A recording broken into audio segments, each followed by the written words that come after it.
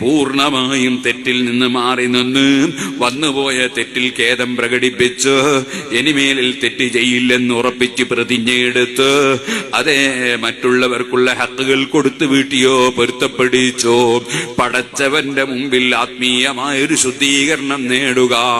അതാണ് ഞാൻ റമദാനാകുന്ന അതിഥി വരുന്നതിന് മുമ്പ്, ലൈലത്തുൽ ബറാഅത്ത് വരുന്നതിന് മുമ്പ് നമ്മളൊന്ന് കുളിച്ച് വൃത്തിയാകണമെന്ന് പറഞ്ഞു.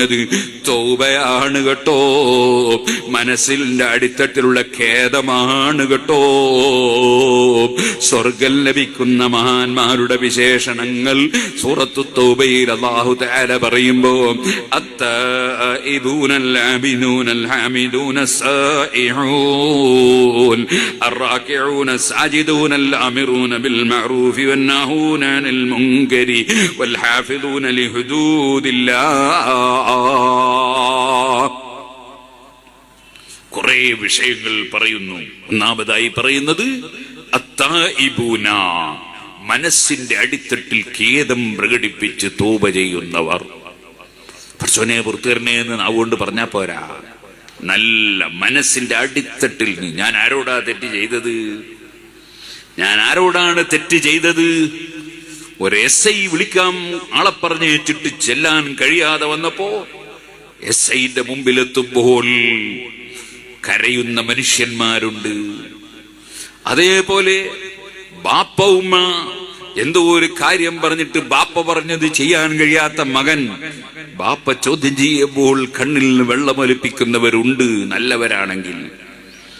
ഇതുപോലെ അതേ നാട്ടിലെ ഒരു വലിയ പ്രധാനിയാണ്, അദ്ദേഹത്തിന്റെ തൊഴിലാളിയാണ് നമ്മൾ, അദ്ദേഹം നമ്മുടെ കഫീലാണ്, സ്പോൺസറാണ്. ആ സ്പോൺസർ പറഞ്ഞ ദിവസം എത്താത്തതിന്റെ പേരിൽ പൊട്ടിക്കരയുന്ന തൊഴിലാളികളുണ്ട്. ചോദിക്കട്ടെ, ഇവരൊക്കെ അല്ലാഹുവിന്റെ അടിമകളല്ലയോ?